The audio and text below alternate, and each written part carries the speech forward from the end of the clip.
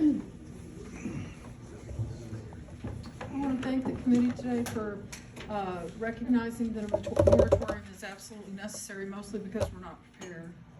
We're not prepared for the future that others are proposing to impose on us.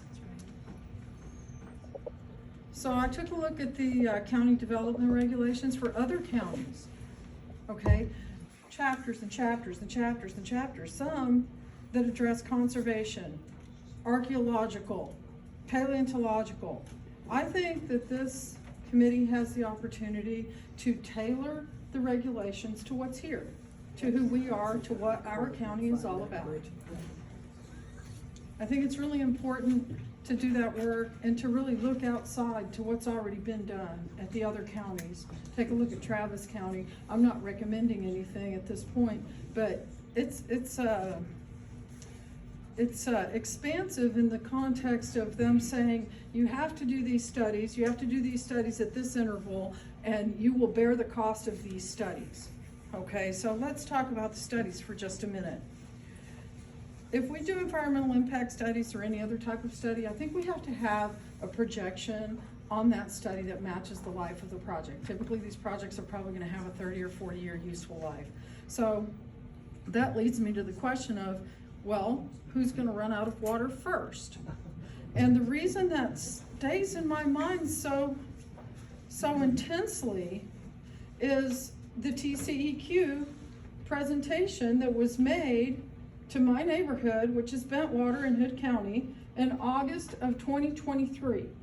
And I'm going to try to show you this on my little phone, because I don't want to have a big phone, okay?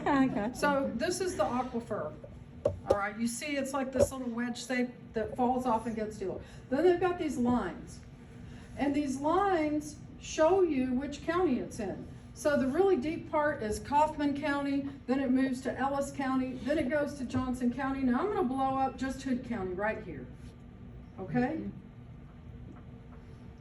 See Hood County? Okay, see how we're like in this triangle wedge? All right, I live in the skinny part of the wedge. Bentwater is in the skinny part of the wedge.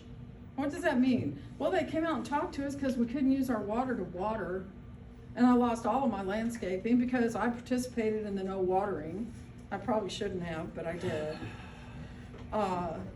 So I'm asking, are we gonna have any projection that says that that part of the county, which is in the little skinny part of that wedge at the high point of the aquifer, when are they gonna run out of water?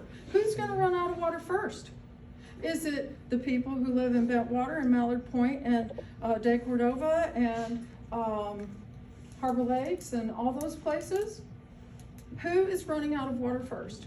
Because when you have this, I'm not an engineer, I'm not a hydrologist, okay, but I can read, and it seems to me that my neighborhood might run out of water way before the data center runs out of water.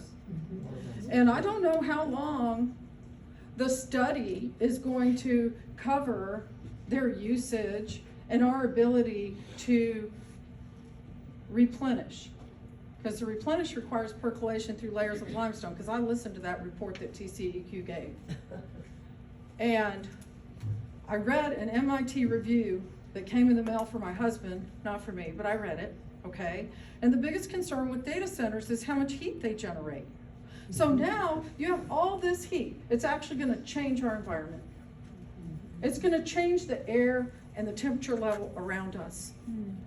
And their big challenge as data center operators and data center people is how to get rid of that heat. But, here's the but, Sailfish has nothing to do with that. Sailfish is an opportunistic real estate developer that has no client, no lease right now, but once they get an approval, they are making bank. And we're the only thing stopping them. And this ability to make a regulation is really, really powerful. 231, conflict with other laws. If a development regulation adopted under this subchapter imposed higher standards than those required under another statute of local order of regulation, the regulations adopted under this subchapter controls.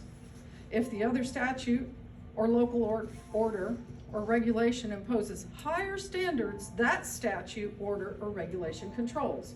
Let's be the higher standard. I encourage this committee to roll up their sleeves, to write that document.